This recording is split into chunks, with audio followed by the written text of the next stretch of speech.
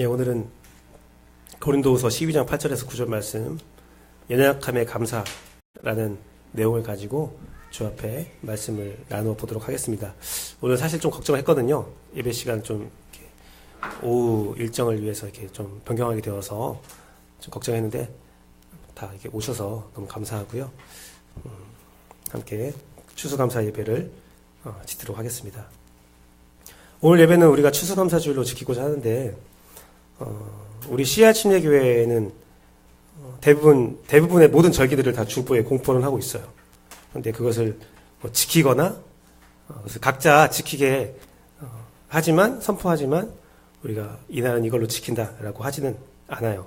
하지만 1년에 3가지 절기는 좀 특별하게 생각하고 기념하고 지키고 예배를 그렇게 드리고 있습니다. 뭐냐면 부활절하고 추수감사주일하고 성탄절이죠. 근데 우리가 좀 지키는 것은 그 하루를 지키는 것이 아니라 조금 독특하게 지키고 있죠.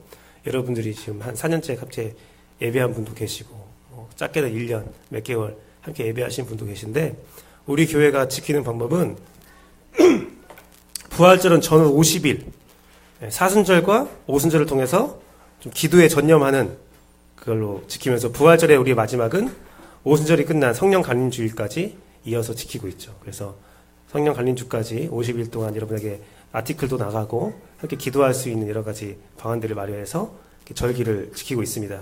그렇게 하면서 봄에 있는 그 절기를 통해서 우리가 좀 더 기도에 집중하여서 한 해의 성령의 충만한 인도함을 구하자. 올 한 해를 성령의 인도함 가운데서 성령의 충만한 가운데서 보내자라는 마음을 가지고 그 절기를 지키고 있고요. 추수감사주일은 성탄절하고 이렇게 연계되어서 지키고 있는데 추수감사주일로 시작하는 그 대림절 기간들을 통해서 우리가 예수 그리스도를 더욱더 묵상하고 예수 그리스도 안에서 우리 한 해를 마무리하고 새로운 한 해를 준비하는 그 마음으로 지키고 있습니다. 특히 추수감사주일은 대림절의 시작으로 한 해를 마무리하면서 감사의 제목을 찾고 어떤 상황 가운데서도 굳이 감사를 드려보자라는 마음으로 우리가 절기를 지키고 있죠. 그래서 특별한 행사는 각 절기마다 행하고 있지 않지만 부활절을 통해서 예수 그리스도의 죽음과 부활, 성령의 충만, 성령의 강림하심을 기념하고 내 1년의 삶에도 이러한 삶이 있기를 원합니다 라고 고백하고 또한 추수감사주일에도 올해 이렇게 우리를 인도하셨사오니 다음에도 주께서 인도하기를 원합니다 라는 그런 반성의 시간들을 가지고 있다고 말할 수가 있습니다. 그런데 그런 그 2가지 절기 중에서 추수감사주일은 사실은 교계에서 조금 논란이 되고 있는 절기이고 또 축소가 되고 있는 절기입니다. 그러면 추수감사주일이 한국 절기에 한국 현실에 맞지 않는다고 말을 하고 있어요. 그리고 성경에 나와 있지 않은 절기거든요. 추수감사주일은 성경에 나와 있지 않아요. 그리고 어떤 사람들은 감사할 것도 없는데 추수감사주일만 되면 감사를 막 짜낸다고 이렇게 불평하는 사람도 있습니다. 어쩔 수 없이 감사해야 된다. 이렇게 말씀하시는 분도 계시죠. 혹은 더 심각하게 나가신 분들은 더 많이 나가신 분들은 제가 나쁘게 말하는 게 아니라 좀 더 이렇게 이쪽으로 나가신 분들은 추수감사주의를 반대하는 쪽으로 나가신 분들은 각종 감사 절기 교회에서 지키는 그런 절기들은 헌금을 뜯어내기 위한 일종의 수단이다 라고까지 말하는 분을 주장하는 분을 만난 적이 있습니다.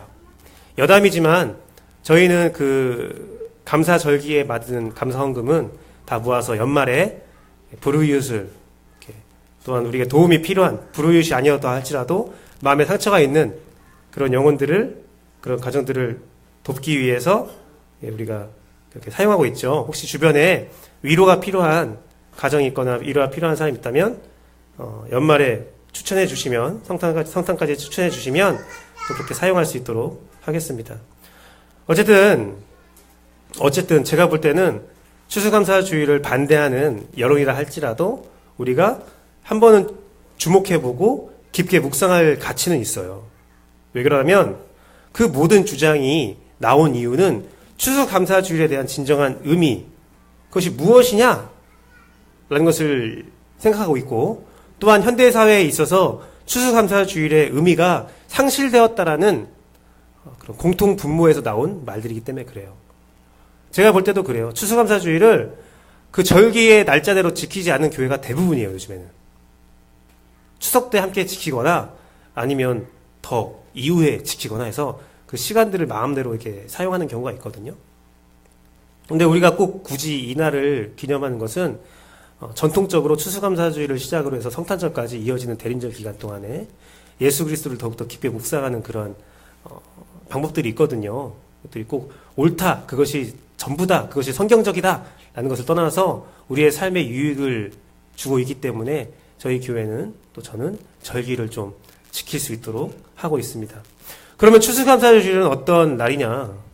그것은 여러 가지 설이 있어요. 설이 있지만 그래도 대부분 알려진 이것일 거야 라고 생각하는 것이 뭐냐면, 미국으로 간 영국인들이 인디언의 도움으로 첫 수확을 하게 된 것을 하나님께 감사하는 날이었어요. 미국을 메이플라워를 타고 미국 아메리카에 죄송합니다.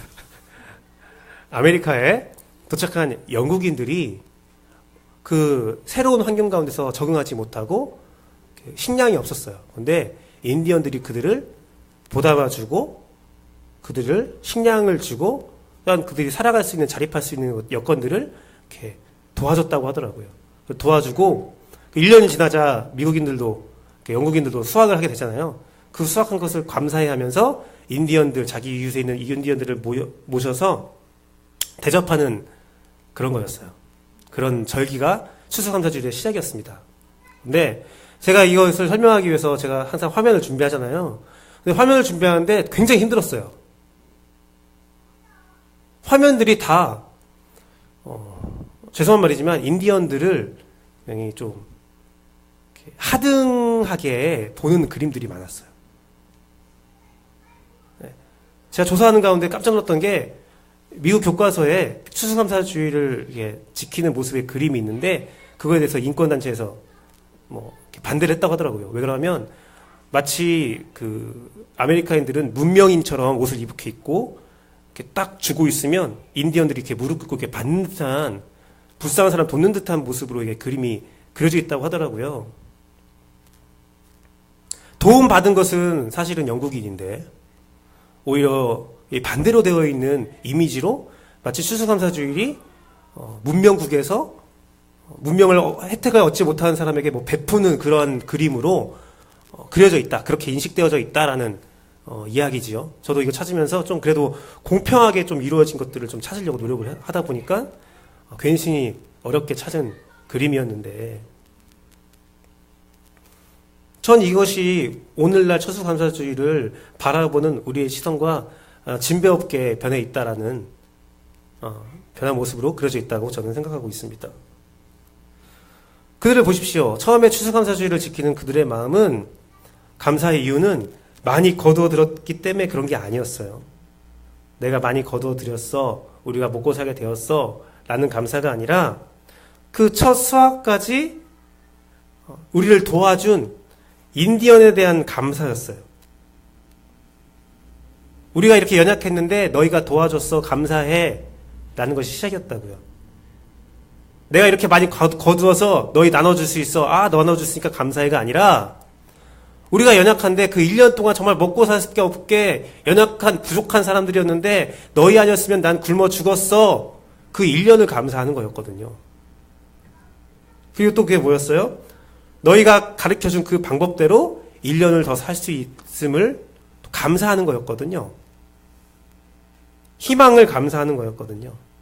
지금 상황이 너무나 감사해가 아니라 1년을 감사하고 내 연약함을 감사하고 또 1년을 희망할 수 있음을 감사하는 거였어요. 이는 이방 땅에 와서 톡착민들과 동일한 혜택을 누리게 된 하나님의 인도하심, 사랑에 대한 감사였죠. 하지만 이 감사는 시간이 지나면서 변질되게 되었죠. 내가 받은 것이 당연해. 또한 지금까지 살아온 양식이나 살아갈 양식이 계산이 되어지면서 감사는 피상이 되었고 끝내 사라지게 되었습니다. 오히려 매년 추수감사주의를 지키지만 미국 땅에 정착한 영국인들이 한 게 뭐였어요? 처음에 감사주일의 가장 핵심이 되는 인디언들에 대한 감사는 사라지고 오히려 그들을 핍박하고 그들을 죽이고 그들을 이 땅 가운데서 내모는 일에 혈안이 되었었죠. 매년 추수감사주의를 지키면서 어떻게 그럴 수가 있는가? 하나님의 도움, 이웃의 도움 없이는 살아갈 수 없는 난 이방인이야 라는 것을 잃어버리게 되면서 감사 또한 사라지게 된 거죠. 그렇다면 추수감사주일에 진정한 의미를 찾고자 한다면 우리가 어떠한 상태를 바라봐야 하느냐? 우리가 나의 연약함에 대한 그 모습을 바라볼 수 있어야 된다는 거예요. 그것을 잊는 순간 우리의 감사는 변질되어진다는 것을 여러분이 기억했으면 좋겠습니다. 추수한 양식은 다음 추수 때까지 버틸 힘이 되어주듯이 지금까지 받은 사랑을 깊이 간직해야 다음 사랑을 할 수 있고 다음 감사를 드릴 수 있다는 거예요. 내가 받은 것들에 대해서 당연시 여기기 시작하면 다음 감사로 이어질 수가 없다는 것입니다. 늘 내 옆에 있어준 당연하게 여긴 존재들이 있죠. 내 가족, 내 아이들, 나를 도와준 사람들, 항상 그 자리에 있었잖아. 하나님은 항상 내 곁에 있는 분이잖아. 라는 생각을 가지기 시작하면 더 이상 감사할 수가 없어요. 하지만 그런 늘 있었던 것들에 대해서도 내 연약함, 내가 이렇게 연약하고 내가 이렇게 싸가지가 없는데도 불구하고 나를 버리지 않고 나의 아내로서, 나의 부모로서, 나의 자녀로서 남아주었구나라는 것을 인식하게 될 때에 그들에게 감사할 수 있는 거예요. 내가 이렇게 하나님께 패역했음에도 불구하고 하나님은 성실하게 나와 함께 있었구나 라는 것을 느끼는 순간 그 감사는, 그리고 자기가 드릴 수 있는 감사와 사랑은 더 배가가 되는 것입니다. 그리고 한 해 한 해가 더 지나갈수록 그 감사는 더욱더 중첩되고 더욱더 크게 느껴지게 되는 것이죠. 네, 우리 아이들이 갑자기 지금 말씀드린 것은 다시 한번 좀 정리해서 말씀드려야 될 것 같아요. 말씀드린 것은 감사의 의미를 여러분이 되찾아야만 진정한 감사를 드릴 수 있다는 말이에요. 또 한 가지 필요한 게 있는데요. 감사의 방법 또한 잊어서는 안 됩니다. 감사의 방법이요. 최초 추수감사주일의 감사의 방법은 무엇이었냐면 자신을 도와준 인디언들을 초대해서 함께 수확물을 나누고 감사하고 베푸는 예배였어요. 그렇죠? 다른 게 아니었어요.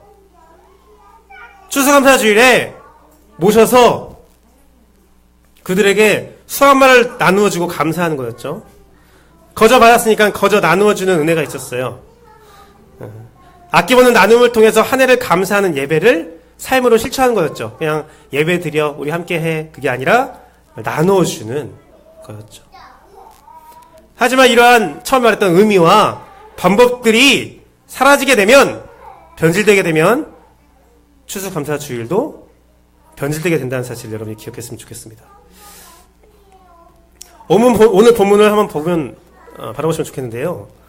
오늘 본문에 바울이 하나님께 감사를 해요. 그런데 그 감사의 이유가 무엇인지 한번 여러분이 돌아봤으면 좋겠어요. 감사의 이유. 바울이 하나님께 감사하는 이유는 자신의 연약함이었죠. 연약함. 3번 간절히 기도한 제목이 이루어지지 않았어요 라고 말하고 있어요. 그 기도 제목은 여러분이 알고 있듯이 우리가 추정하는 것은 바울이 눈병이 있었는데 그 눈병이 너무나 고통스러워서 그걸 가지고 기도했다라는 설이 있어요. 네, 저도 그 눈병을 조금 간절히 느껴질 때가 있어요. 그러면 제가 작년 이맘때쯤 사고로 인해서 눈이 이렇게 아픈 적이 있었잖아요. 근데 그것이 완치가 안 됐더라고요. 의학적으로 완치됐다라고 이렇게 판명 받았는데 가끔 가다가 이제 눈이 좀 메마르거나 자다가 딱 깨면 굉장히 눈을 송곳으로 찌르는 것 같은 아픔이 있어요. 그래서 막 아파하다가 좀 시간이 지나면 다시 좀 완화되고 그런 상황이 있어요. 그래서 눈이 아프다는 것이 얼마나 큰 고통인가를 제가 좀 체감하게 되는데 바울이 그런 거죠. 그 눈의 고통이 너무나 아프니까 3번을 주 앞에 기도한 거예요. 바울이 그동안 많은 병자들을 일으키고 놀라운 일을 했는데도 불구하고 하이리가 많이 힘드신가 봐요. 놀라운 일을 했음에도 불구하고 그 자신의 눈의 병은, 연약함은 해결되지 않았다는 거죠. 그런데 그 사도 바울이 그렇게 됐음에도 불구하고 사도 바울은 이렇게 얘기합니다. 내 것이 이루어지지 않아도 감사합니다. 라고 오늘 고백하고 있죠. 내 연약함이 나를 강하게 하고 있다라고 예수님께서 그렇게 응답하셨습니다. 라고 또 고백을 하고 있죠. 그래서 그 고백을 바라보면 사도 바울이 어떤 감사를 드리고 있냐면, 내 약점을 통해서 하나님과 소통하고 있음을 감사드립니다. 내가 이 아픔이 없었다면 하나님과 소통이 조금 줄어들었을 거예요. 라고 말하는 거죠. 내 연약함이 하나님께 나아가는 도구가 되었음을 기억하고 내가 나갈 힘과 그거에 대한 하나님께서 응답하시고 있다는 사실에 대한 감사를 드리고 있는 거죠. 이 연약함이 해결되지 않았지만 꾸준히 내 삶을 통해서 하나님께 나아간다라는 그것을 감사하고 있는 거예요. 제가 오늘 추수감사 주일 예배를 준비하면서 김유한 목사님의 지렁이의 기도라는 책을 읽게 되었습니다. 김유한 목사님, 우리가 후원하고 있는 새벽별 플러스의 사장님이라고 할 수도 있고 목사님이라고 할 수 있는데, 지렁이의 기도라는 책이 있었어요. 그것을 쭉 읽어봤더니 정말 많은 것들을 제가 느꼈어요. 여러분들 뒤에 빛이 되어 있는데 또 다 읽어봤으면 좋겠어요. 쉽게 읽을 수 있거든요. 굉장히 쉽게 읽을 수 있어요. 하루 이틀만 좀 집중하면 다 읽을 수 있는데요. 이 지렁이에 대한 기도를 읽으면서 참 이성과 감성이 그 영성이라는 주제에 균형 있게 소개되어 있다. 기도에 대해서 우리가 어떻게 자세를 가져야 되는가라는 그런 마음들에 대해서 많이 배웠던 책인데요. 그 책의 한 부분을 여러분에게 소개해드리고 싶습니다. 그 책에 이런 내용이 있었어요. 한국에서 가장 좋은 학교를 졸업하고 미국에서 유학하여서 박사학위를 마치고 현지 대학에서 좋은 조건으로 교수 자리를 얻은 여성이 있었습니다. 좋은 학위와 좋은 직장을 구한 후 아이를 낳게 됐는데 그 아이가 지독한 아토피 증상으로 고통받는 모습을 보면서 엄마로서 마음이 갈기갈기 찢어지고 이러한 삶이 몇 년이 계속되자 그녀는 자신과 가까운 사람들 앞에서 이런 탄식을 했습니다. 어떤 탄식이었냐면요. 다른 사람들은 이럴 때 기도할 신이라도 있건만 나는 지금껏 살면서 기도할 수 있는 신을 못 두었던가. 그런 고백을 했대요. 그러면서 100번 양보하여 살아가면서 단 한 번도 기도하지 않아도 될 만큼 완벽한 조건을 갖춘 사람이 있다고 치고, 기도할 만큼 연약하지 않고 충만한 사람이 있다고 치고, 그가 너무 똑똑하고 완벽해서 누구의 도움도 필요 없는 사람이 존재한다면 그는 진정 행복한가? 라는 질문을 김유한 목사님이 지렁이의 기도라는 책에서 던지고 있어요. 그러면서 김유한 목사님이 찾은 행복의 의미에 대해서 이렇게 설명하고 있습니다. 과연 삶의 진짜 행복은 무엇이며 의미는 무엇인가? 진정한 행복과 의미는 관계적인 것입니다. 모든 조건을 완벽하게 구비하고 있다고 해서 우리의 삶이 행복해지거나 의미심장해질 수는 있는 것은 아닙니다. 오히려 다른 이들과의 관계 속에서 서로 사랑하고 즐거워하고 좋은 것을 나누면서 어려운 일 앞에서 함께 아파하는 가운데 인생의 참 행복과 의미를 발견할 수 있다라는 고백을 이 책에서 담고 있어요.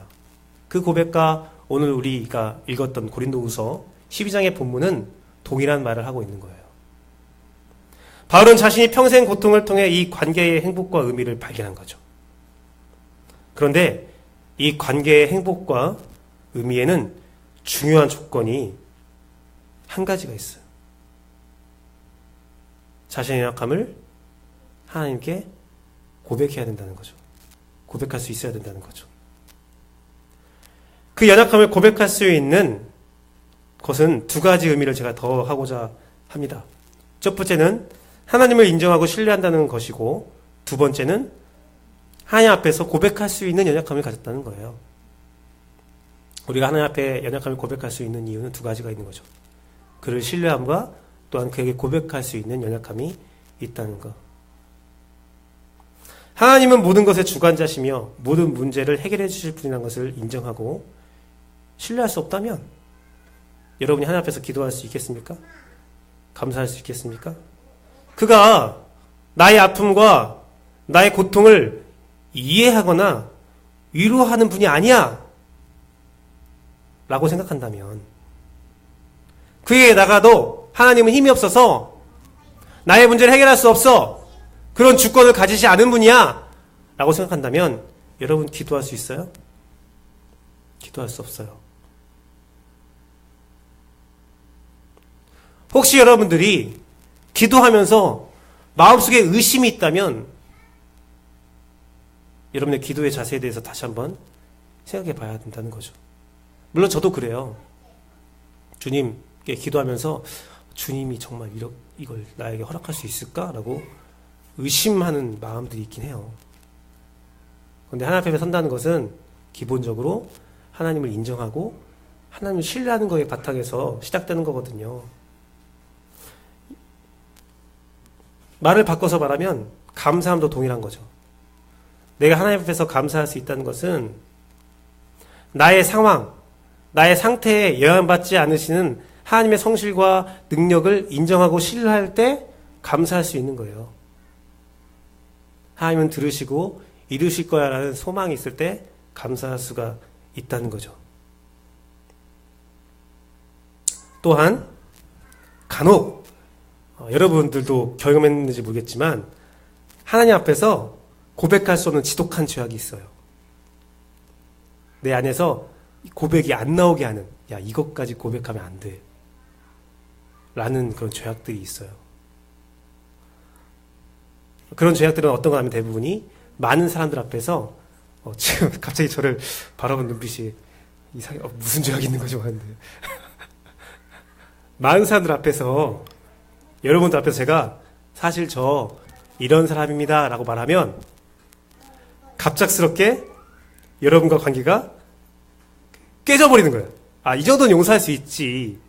목사님 이 정도는 저 너무 째려보지 마세요. 지금 너무 째려보고 계신데 뭐지라고 의심하고 계신데 네. 그렇죠. 그런 죄악들이 있는 사람도 있어요. 이건 도저히 이것을 고백할 수 없는 죄야 라고 생각하는 사람도 있어요.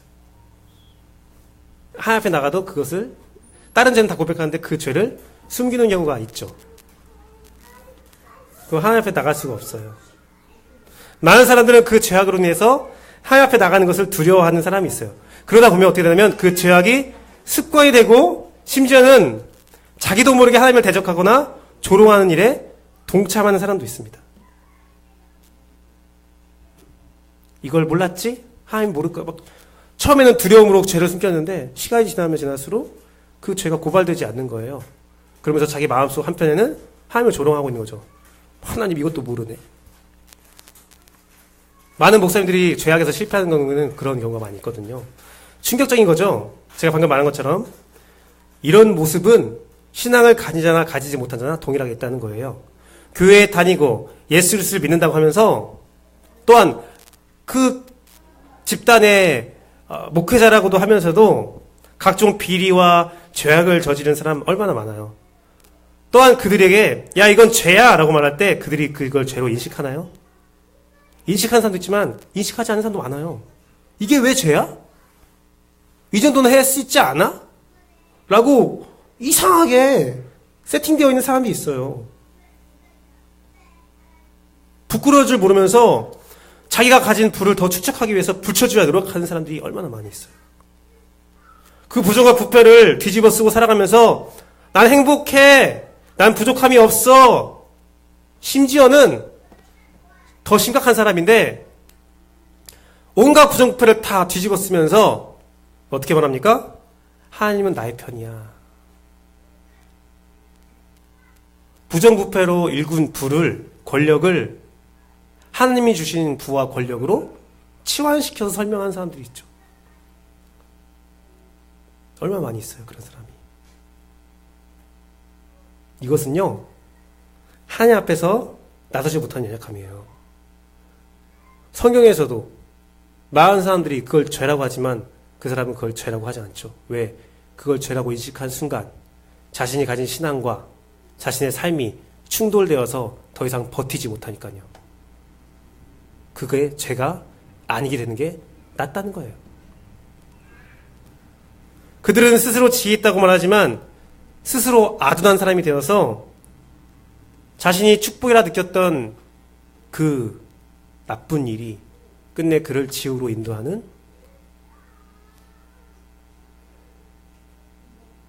가장 핵심적인 죄악이 되는 겁니다. 저는 그들도 처음부터 이러한 악함에 물들었다고 생각하지 않아요. 그렇게 생각하고 싶지가 않아요. 살다 보니까 욕심을 좀 더 내다 보니까 여기서 좀만 더 하면 될 것 같아 라는 생각을 가지니까 그 죄악을 저지르고 이것은 하나님 앞에서 좀 나서기가 부끄럽다. 나와 함께 신앙생활하는 사람이 내 이러한 모습을 알게 되면 내가 더 이상 이 교회를 못 다닐 것 같아 라는 생각으로 조금씩 숨기다 보니까 점점 커지고 점점 커지고 점점 커지고 고백하지도 못하는 무감각에 이르렀다고 저는 생각합니다.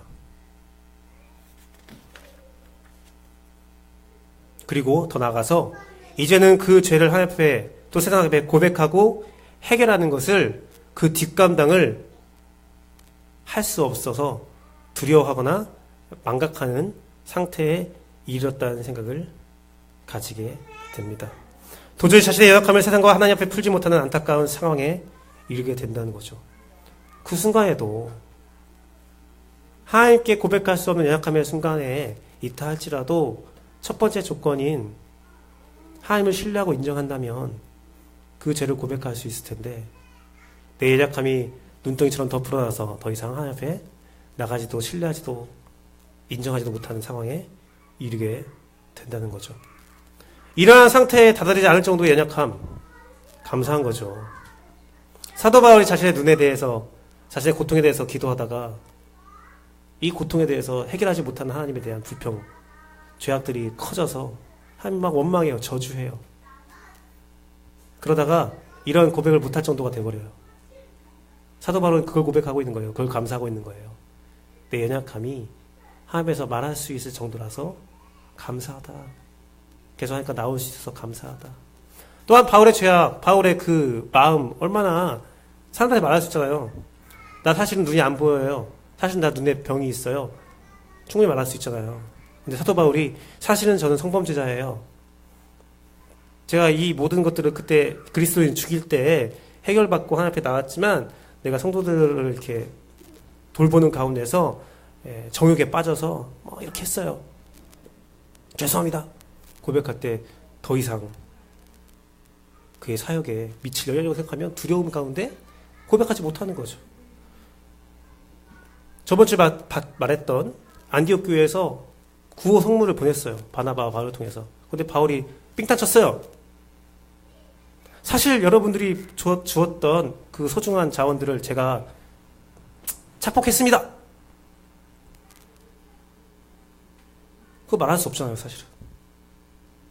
뭐 말할 수도 있겠죠. 하지만 제 기준이라면 그건 말할 수 없는 죄악이에요. 더 이상 어떻게 할 수 없으니까. 여러분들 오늘 추수감사주일에 여러분들이 이러한 문제들을 다 해결받았으면 좋겠어요. 물론 저는 아직 그건 아닙니다. 아닌데 돌아보세요. 여러분이 얼마나 감사한지, 여러분들 스스로 성경에 양심적으로 여러분의 삶을 재단에 살아가는 것이 얼마나 큰 감사한 건지. 더 가질 수 있고 아무도 모르게 범죄할 수 있음에도 불구하고 양심적으로 혹은 신앙적으로 그것까지는 아닌 것 같은데, 이것까지는 못할 것 같은데 라고 내 삶의 제동을 브레이크를 걸어주는 것이 얼마나 큰 감사인지 여러분 느꼈으면 좋겠어요. 엄청난 감사예요. 여러분이 더 이상 죄를 짓지 않게 하는 그 양심적인 삶의 브레이크는, 신앙적인 브레이크는 여러분이 정말 감사해야 할 핵심 감사 중에 하나예요. 그렇다고 해서 이 연약함이 좋은 거다 라고 생각하지 마십시오. 로마서 6장 1절에서 2절 말씀 같이 읽어볼게요. 둘, 셋. 그런즉 우리가 무슨 말을 하리요? 은혜를 더하게 하려고 죄에 거하겠느냐? 그럴 수 없느니라. 죄에 대하여 죽은 우리가 어찌 그 가운데 더 살리요? 오해하지 마세요. 연약함이 딱 그 역할을 감당하겠다는 고백이지, 연약함을 가지고 내가 하나님께 더 나갔으니까 더 연약함을 만들어야지, 짜질짜질한 연약함을 많이 만들어야지, 그런 건 아니에요. 여러분들이 그 연약함을 하나님 앞에서 해결받았다면 더 이상 그 연약함 가운데 살지 않도록 여러분 노력하고 또 생각하는 것들이 필요하다는 거죠. 사랑하는 씨앗심리교회 성도 여러분, 저는 여러분 삶에 이런 하나님 앞에 나가지도 못하는 그런 악독함이 없기를 간절히 바라요. 우리가 죄를 지어도 죄를 지을 수 있어요. 유혹이 있을 수 있죠. 근데 어느 정도까지만 갔으면 좋겠어요.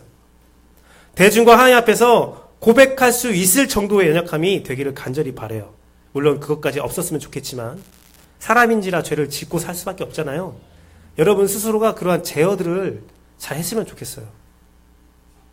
여러분 어떤 유혹이 있을 때 그 죄를 지었을 때 어떠한 이득이 예상된다 할지라도 그 생각을 했으면 좋겠어요. 내가 이 일을 행했을 때 우리 공동체에서 내가 이렇게 했습니다 라고 고백할 수 있을까? 내가 지금 하고자 하는 이 일을 하나님 앞에서 떳떳하게 말할 수 있는 행동인가? 이득보다는 하나님 앞에서의 거룩한 삶을 선택하는 여러분 됐으면 좋겠어요. 자기 검열을 하나님 앞에서 이룰 수 있는 여러분 되기를 제가 간절히 기도해요. 그러나 혹여라도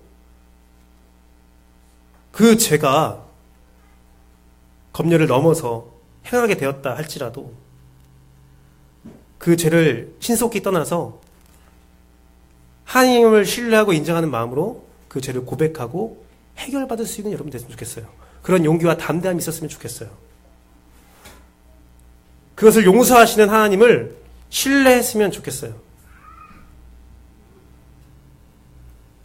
여러 가지 일로 안 좋은 생각에 사로잡혔다가도 하나님의 위로하심과 하나님의 능력이 이해되고 그 안에 있다면, 그 안에 평안에 머물고 싶다면 그 문제를 하나님 앞에 내려놓는 여러분 됐으면 좋겠어요. 그리고 여러분이 그러할 수 있다는 것을 감사하기를 원합니다. 내 연약함이 고발돼요. 내가 의도하지 않았는데 내 연약함이 고발되게 됐어요. 그런 상황이 있다 할지라도 주님 왜 이것을 고발시켰습니까? 라고 원망하는 것이 아니라 그 순간 하나님께 나를 사랑하시는 하나님이 이 죄를 고발시켰구나 라고 인정하고 그 감사한 가운데 평안을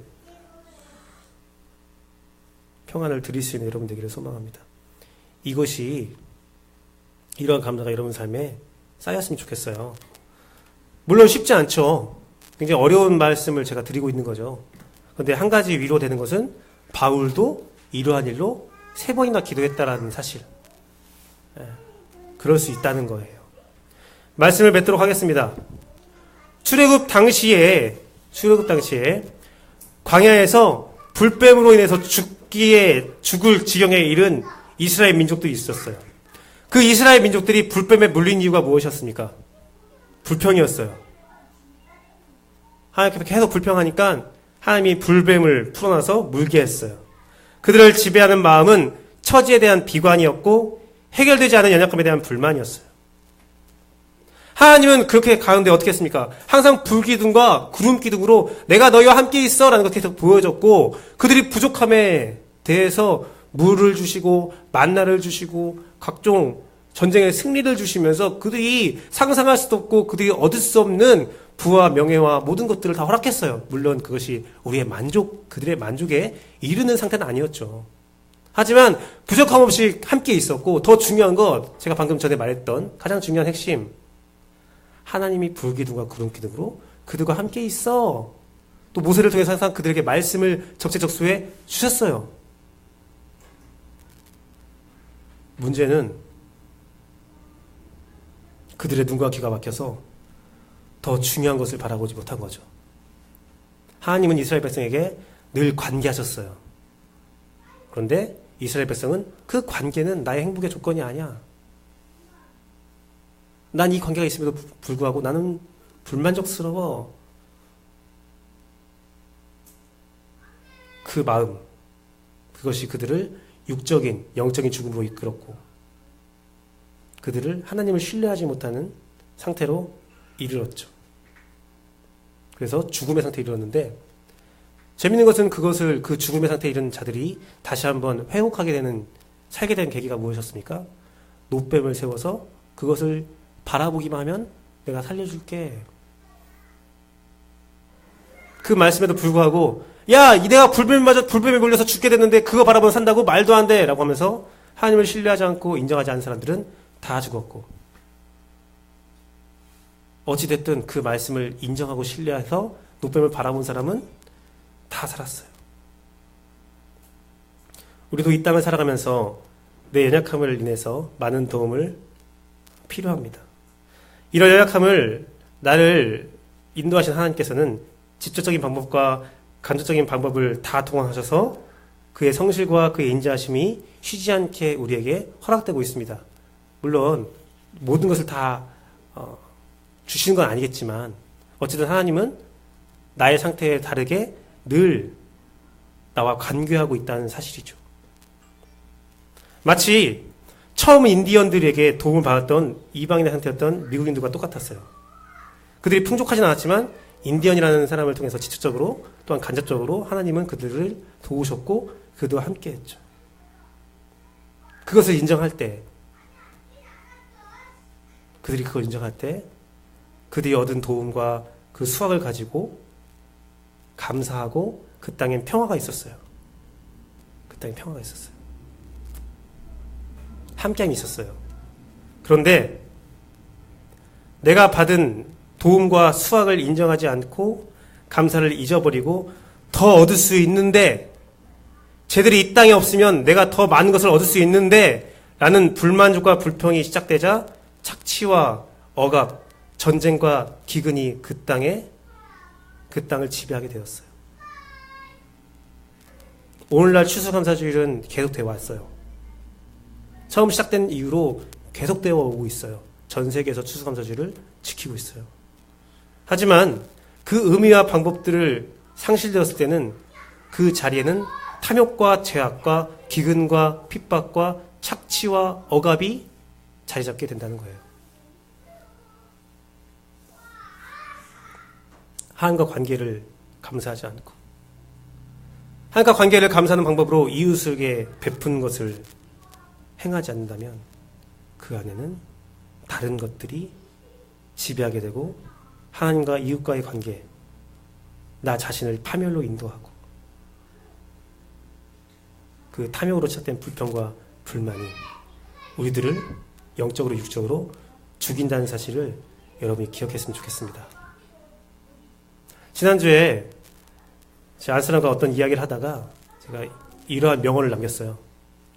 제가 스스로 내가 이런 말을 할 수 있다니 하나님 감사합니다 하고 있는데, 어떤 사람의 면접을 면접을 볼 수도 있는 상황이었어요. 고민하고 있을 때 제가 이런 말을 했어요. 하나님과의 면접이 통과돼야 사람과의 면접도 통과할 수 있다. 이것은 무엇입니까? 내가 하나님과 관계가 먼저 튼튼하게 이루어지고 있어야 비로소 이웃과 온전한 하나님이 원하시는 관계를 맺을 수 있다는 거예요.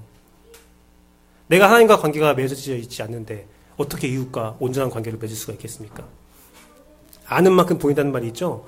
관계가 쌓이고 더 많이 알고 더 많이 보인다는 거죠. 관계가 쌓여야. 이것은 뭐냐면 이웃과 온전한 관계를 맺고 살고 싶다면 하나님을 여러분이 많이 더 아는 그런 일들을 행해야 돼요. 하나님과 관계를 맺기 위해서 올바로 노력해야 돼요. 성경 공부, 기도, 찬양, 신앙서적 탐독하고 여러 가지 것들을 통해서 당신에게 보여주시는 하나님의 모든 방법들을 사용하셔서 하나님과의 신뢰, 하나님과의 인정, 하나님과 관계가 튼튼히 쌓인다면 그 튼튼함으로 인해서 여러분들이 이웃을 향한 감사로, 관계로 이어질 수 있다는 말입니다. 오늘은 되게 즐거운 추수감사주일입니다. 오늘은 한 해 있었던 하나님과 관계를 먼저 감사하는 여러분 됐으면 좋겠어요. 그리고 그 감사로 이웃과 그 감사를 나눌 수 있는 사람이 됐으면 좋겠어요. 1년의 삶을, 열매를 여러분이 씨앗침례교회 성도들 가정이 서로 나눌 수 있는 오늘이 되었으면 좋겠어요. 제가 전도사 시절 때 제가 추수감사주일을 너무나 은혜롭게 지켰던 한 번 있었어요.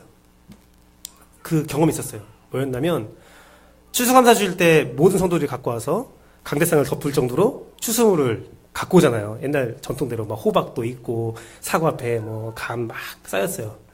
예배를 드리고 저는 몰랐어요. 저는 항상 그냥 그 평신도로서 그냥 바치기만 했지 몰랐는데 그것들을 성도들이 막 싸더라고요. 열심히 싸더니 그때 부사역자들이 3명 있었는데 목사님 포함해서 3명 있었는데 그 3등분 딱 하더니 둘이도 우리한테 주는 거예요.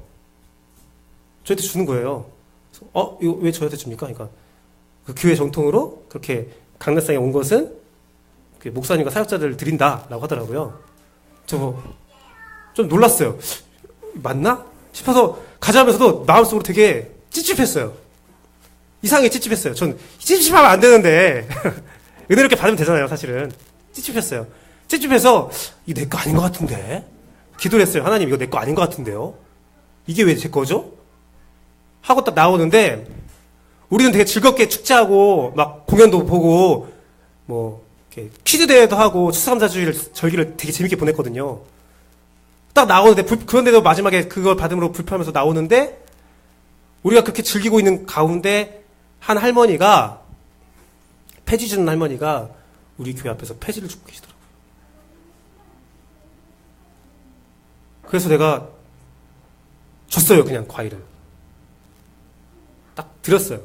그러니까 그 할머니가 아유 이 귀한 걸 왜 주냐고 막 거부를 하시더라고요. 제가 말했어요. 사실 오늘 추수감사주일입니다. 추수감사주일은 한 해 뭐 감사하는 절기인데 우리들은 교회에서 이렇게 즐겁게 이렇게 했었었는데 제가 볼 때는 이 과일을 할머니가 가져가셔야 될 것 같아요. 그래서 제 기쁨과 제 감사를 할머니와 나누고 할머니도 그걸 가지고 너무 부담스럽다면 주변에 비슷한 처지에 있는 분들 계실 거 아니에요? 아니면 가족분이 있을 거 아니에요?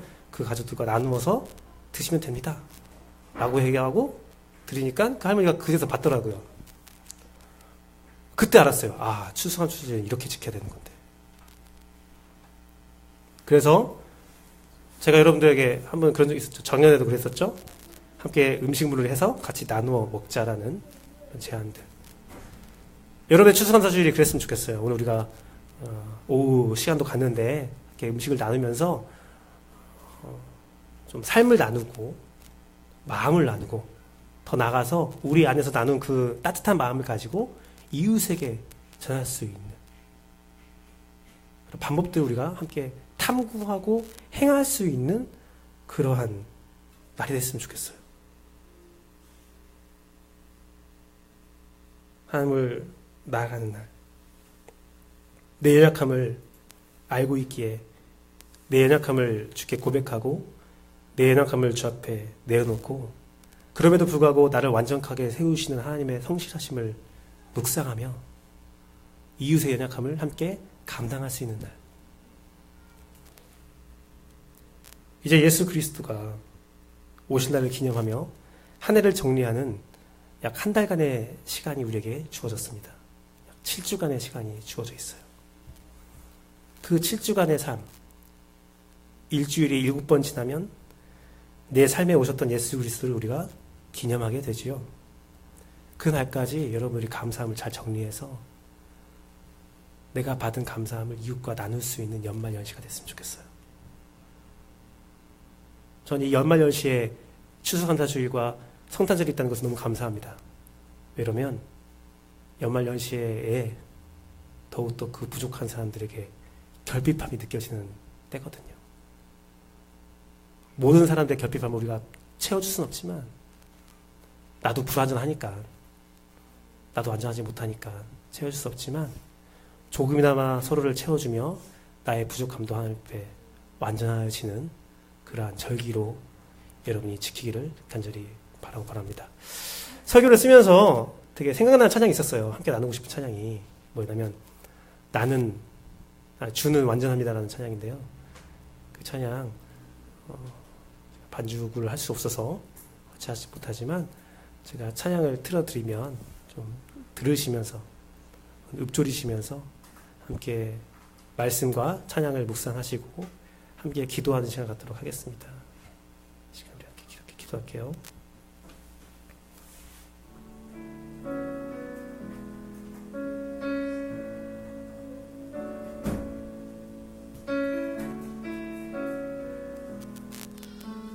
장의 가사를 묵상한 여러분 됐으면 좋겠습니다.